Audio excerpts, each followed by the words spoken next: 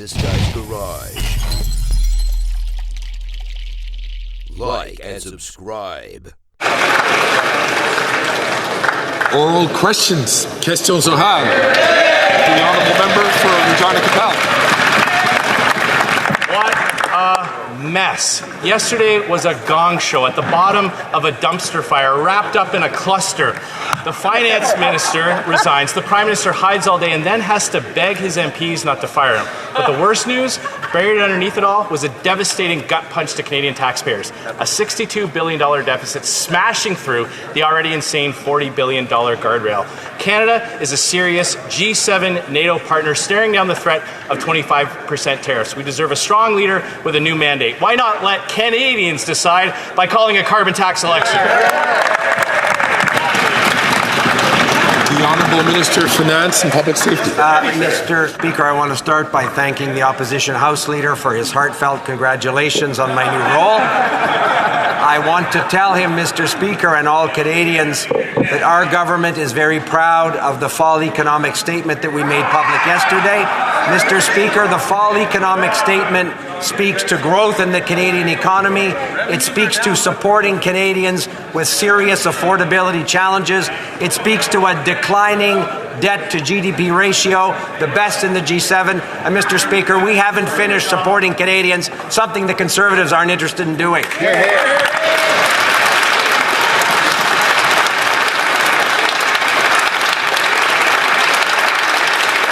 The Honourable Member for Regina Capel. Well, I'd like to congratulate the new finance minister for being the fourth finance minister in a 24-hour period. But it's the same old talking points. What they did yesterday was smash through that $40 billion guardrail. What does that mean? It now means that Canadians have to pay back all that money with interest, and 43 cents of every dollar you earn now has to go to pay the tax burden. More money to bankers and bondholders. In fact, the government's now spending more on the interest on that debt than on health care. But the Prime Minister doesn't care. He doesn't worry about where the money comes from. He's never had to worry about that. So why not let Canadians decide their future by calling a carbon tax election?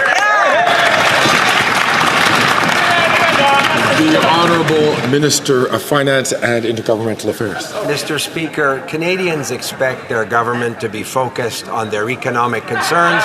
They expect their government to be focused on the real threat that 25% tariffs across the board would mean to the Canadian economy.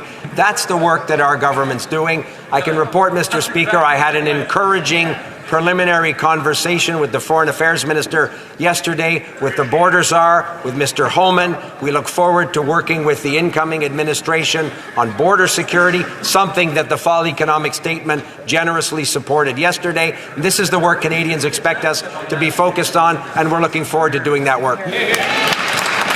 The Honourable Member for Regina Capel. Yeah, they were so proud of that fall budget that they tabled it in the House and then ran and hid for the rest of the day. But let's recap. The Prime Minister announced $250 checks and then had to cancel them. He announced a 2-month GST tax trick that businesses say they won't implement, and the Prime Minister now says is optional. A broken immigration system, Parliament seized with a $400 million corruption scandal, all the while 2 million food bank visits, doubled housing costs, record high consumer debt, the dollar below 70 cents, and the Prime Minister raising prices by quadrupling the carbon tax. Yes. Again, why not let Canadians decide their future by calling a carbon tax election? The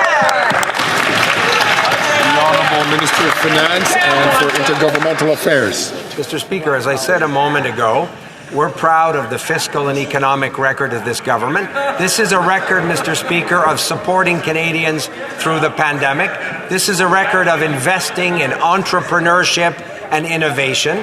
This is a record in providing, for example, Canadians with $10 a day childcare, historic investments to speak to not only affordability issues, but growing the economy in a sustainable way. Mr. Speaker, this is work we're proud to continue to do for Canadians, and we find it unfortunate that it's the opposition that's trying to ground this House of Commons into chaos. That's right. Hear, hear. For Burnaby South. People are right to be angry. We've got our Prime Minister who's more interested in protecting his own job than he is in protecting Canadians against a threat. I'm going to ask the honourable members, in particular the honourable member from Miramichi Grand Lake and the member from Dufferin Caledon, please, to not take their voices I'm going to invite the honourable member from Burnaby South to start his question again. People are right to be angry. They've got a Prime Minister who's more interested in protecting his own job than defending Canadians against Trump. We've got a Prime Minister who's failed to defend workers from rich CEOs that the Conservatives love, who continue to rip off Canadians and drive up the cost of food and homes. The Prime Minister has failed. For New Democrats, it's always workers first and not CEOs. And not CEOs who the Conservatives want to defend. So will the Prime Minister acknowledge he has failed? He has to quit.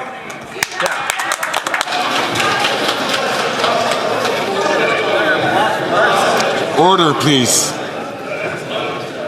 The Honourable Minister, and Leader of the Government in the House of Commons. Thank you, Mr. Speaker. Mr. Speaker, this House voted in confidence of this government just last week on multiple occasions. Mr. Speaker, we have important work to do on behalf of Canadians.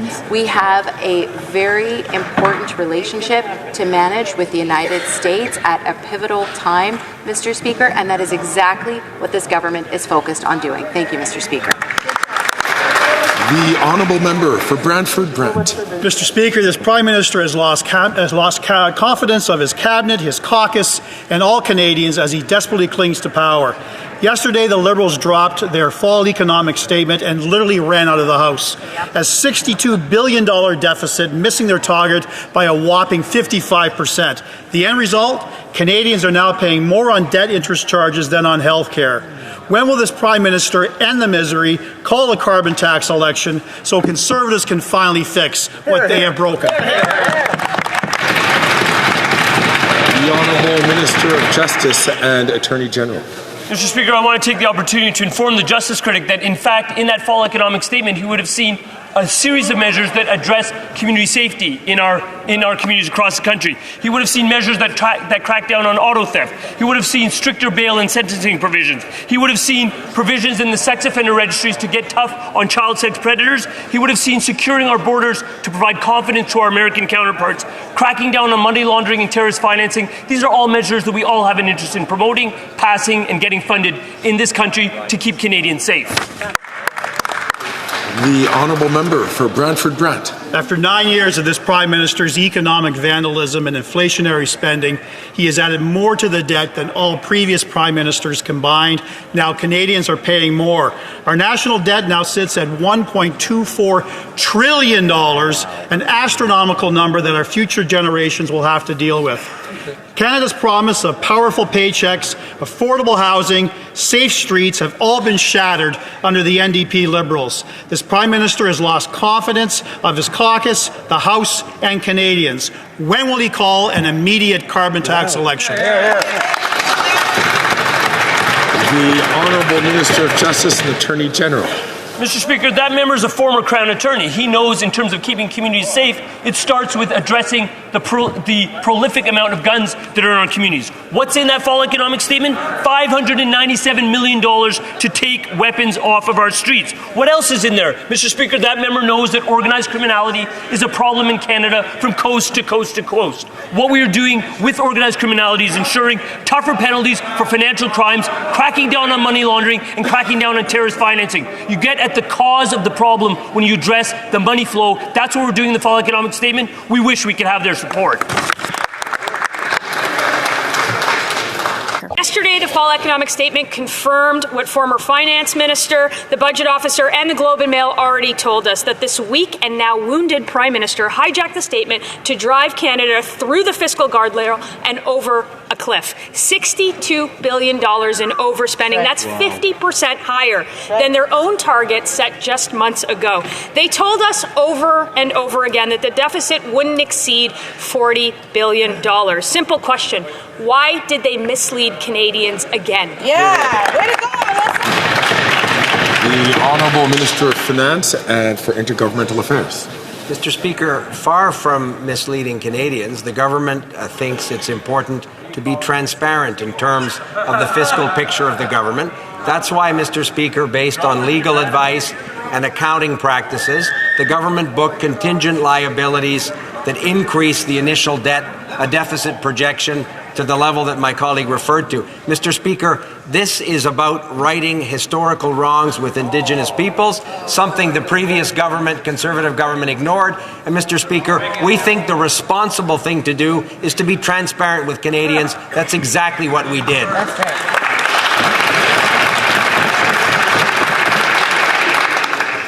The honourable member for Thornhill. Mr. Speaker, of the Liberal ministers that still remain, not a single one would stick around yesterday to even defend the statement. They dropped it here and then ran out the door. $62 billion of new debt and new inflationary spending for Canadians to pay on their grocery bills, on their home heating, and on everything else. That's equivalent to spending $1 every second for nearly 2,000 years.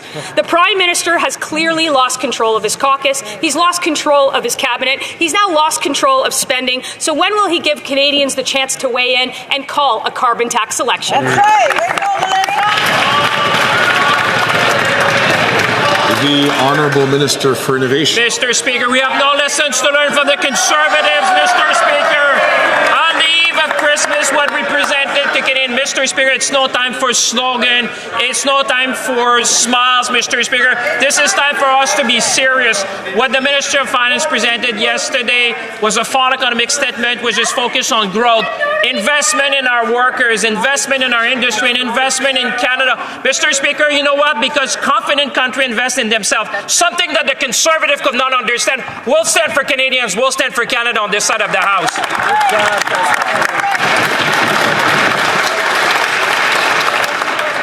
The honourable member for Wellington Halton Hills. Mr. Speaker, who is in charge of the clattering train? The Prime Minister has lost the confidence of Canadians, and now he's lost the confidence of his MPs and his cabinet. He's focused not on Canadians, but on himself as he clings to power. Yesterday, the government posted a $62 billion deficit, blowing through the guardrails. The government is careening out of control. Things are in complete chaos. When will we get an election? The honourable leader of the government in the House of Commons. Thank you, Mr. Speaker. Mr. Speaker, what the Conservative opposition is doing is they are focused on us while we are focused on Canadians, Mr. Speaker. We are focused on ensuring that we are delivering affordability measures for Canadians at a difficult time. We are focused on ensuring that we have a strong relationship with our most important trading partner, the United States. That is what this government is squarely focused on, Canadians, protecting the Canadian economy and protecting Canadian jobs. Thank you. The honourable member for Wellington Halton Hills. Mr. Speaker, not only did the statement post a $62 billion deficit, it revised 2025 growth down and it revised 2025 unemployment up. The Prime Minister has failed to recognize the gravity of the moment. He's focused not on Canadians, but on himself. His government is in utter and complete chaos. So when will the Prime Minister realize that the end is here, that his government and this Parliament is dead, and call an election? The Honourable President of the Treasury Board and Minister of Transport. Mr. Speaker, on the contrary, we have the lowest debt and deficit in the G7, Mr. Speaker, and in addition, in the fall economic statement, Canadians can see supports for affordable housing, supports for $10 a day childcare, supports for public servants who want early retirement, Mr. Speaker, because on this side of the House, what do? We support Canadians as opposed to what they do, which is cut, cut, cut. Member for Calgary-Midnapore. The Prime Minister has lost the confidence of his caucus, of his cabinet, and of Canadians. The Deputy Prime Minister resigned because the Prime Minister said that he had lost confidence in her. A minister must speak on behalf of the Prime Minister, and with his full confidence in making your decision, you made clear, I no longer credibly enjoy that confidence. Just last week, Mr. Speaker, the Prime Minister was talking about how Americans have lost the ability for females to lead in that country. But the Prime Minister only uses females when it's useful for him. Isn't that right, Mr. Speaker?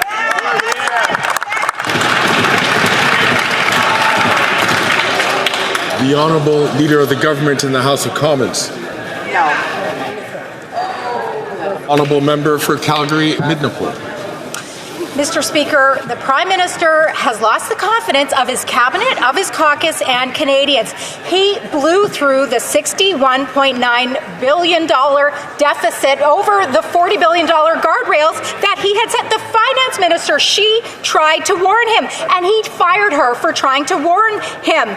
He offered her another position, and she refused. Why is it that this Prime Minister only has confidence in women until they question him? Exactly. Wow. The Honourable Minister for Women and Gender Equality.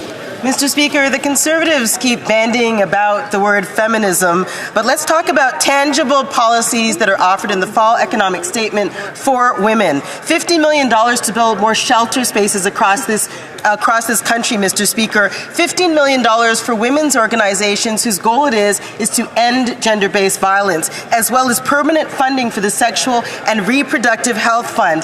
This is what it looks like to have the backs of women. Conservatives know nothing about that.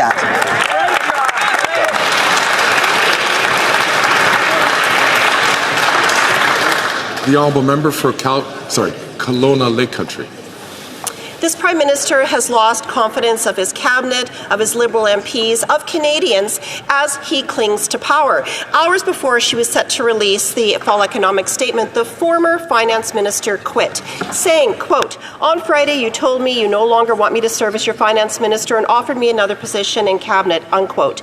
The fake feminist Prime Minister and the conflict of interest carbon tax carney forced the former Finance Minister to blow through the $40 billion guardrail with a massively irresponsible $62 billion deficit, making her take the blame. Will this fake feminist Prime Minister take responsibility for his economic vandalism and call it an election?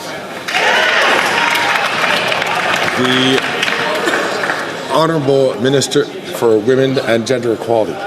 Mr. Speaker, if Conservatives want to talk about feminism, then let's look at some facts. Let's look at some policies that actually support women across this country. Policies like $10 a day childcare. Policies like the National Action Plan to End Gender-Based Violence, which was actually supported in our latest economic statement, Mr. Speaker. The Conservatives, by the way, opposed every single one of these measures. On this side of the House, we will always support women. Who knows what's going on over there? Bravo. The Honourable Member from Kelowna Lake Country. Well, this Prime Minister has lost confidence of his cabinet, his Liberal MPs and Canadians as he clings to power. The former Finance Minister said, quote, "To be effective, a minister must speak on behalf of the Prime Minister and with his full confidence. In making your decision, you made clear that I no longer credibly enjoy that confidence and possess the authority that comes with it." It is clear that this fake feminist Prime Minister threw the former Finance Minister under the bus, just as he did with other women who previously stood up to him. Will this fake feminist Prime Minister take responsibility for his economic vandalism and call a carbon tax election? The Honourable Minister for Small and Medium-Sized Enterprises. Mr. Speaker, the Conservatives are distracting from the fact that the Bank of Canada has cut interest rates 5 times down to 3.25%. Yesterday, our government published the fall economic statement, and I'm happy to share, Mr. Speaker, that it is an investment of $189 million into the Black Entrepreneurship Program that has already helped 16,000 Black entrepreneurs across this country. We are going to be investing in digital adoption for small and medium-sized enterprises of $500 million. We're going to reduce red tape. And Mr. Speaker, while we're shopping during the GST holiday, let's support local. Thank you, Mr. Speaker. The Honourable Member for Leeds, Grenville, Thousand Islands and Rideau Lakes. This week, Liberal Prime Minister has lost the confidence of his cabinet, of his Liberal MPs and of Canadians, but he still clings to power. And yesterday, the economic statement from his phantom finance minister, carbon tax carney, posted a $62 billion deficit, which is absolutely devastating for Canadians. And they tried to pin it on the finance minister, and she quit in protest. Canadians have had enough of these dirty Liberal backroom deals where carbon tax carney gets all of the power but has none of the accountability. When will these Liberals call a carbon tax election? Because Canadians just can't trust them. The Honourable President of the Treasury Board and Minister of Transport. Mr. Speaker, rather Rather than talking down Canada, let's stress the facts. Inflation has come down to 1.9%, Mr. Speaker. We have the lowest debt and the lowest deficit in the G7. In the fall economic statement, we put forward numerous measures to support businesses and families in Canada, including $10 a day childcare, which is going to give rise to 300,000 jobs, Mr. Speaker. On this side of the House, we believe in supporting Canadians while maintaining a prudent fiscal outlook, something the Conservatives could never claim to do. Vive le Canada! The honourable member for Leeds, Grenville, Thousand Islands and Rideau Lakes. Just like the 9 years of failures of this NDP Liberal government, Canadians have lost confidence in this Prime Minister, and they showed it last night with the overwhelming majority election of Tamara Jansen in Cloverdale, Langley City. The Phantom Finance Minister posted a $62 billion devastating deficit that Canadians are going to be paying for generations. These Liberals have absolutely lost control, and this flailing Prime Minister doesn't have the confidence of his cabinet, of his caucus, of Canadians. When's he going to call a carbon tax election?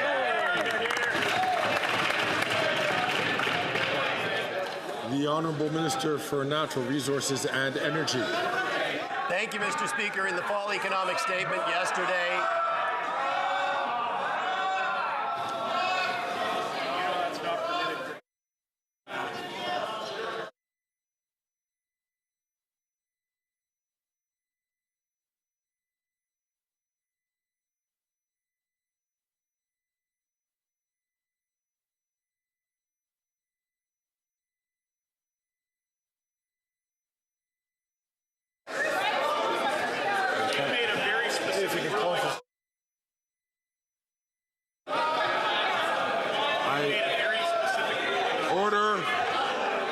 Order. I remember it.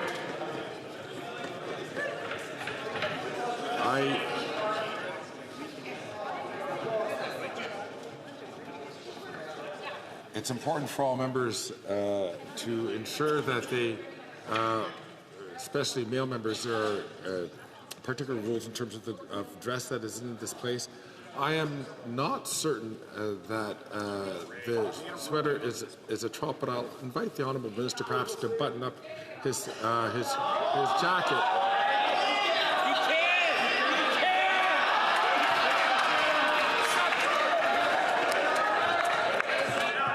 Today, Mr. Speaker, we actually celebrate the 125th anniversary of the Canada Forest Service, which is something that I think all parliamentarians should be able to support. Mr. Speaker, in the fall economic statement were investment tax credits related to electricity production. It is part of building an economy for the future that will create jobs and economic prosperity across this country. It will ensure affordability for consumers. It will ensure reliability of the grid. And today, I am very pleased to say we are launching Canada's first clean electricity strategy across the country and the clean electricity regulations. It is an important day for Canada.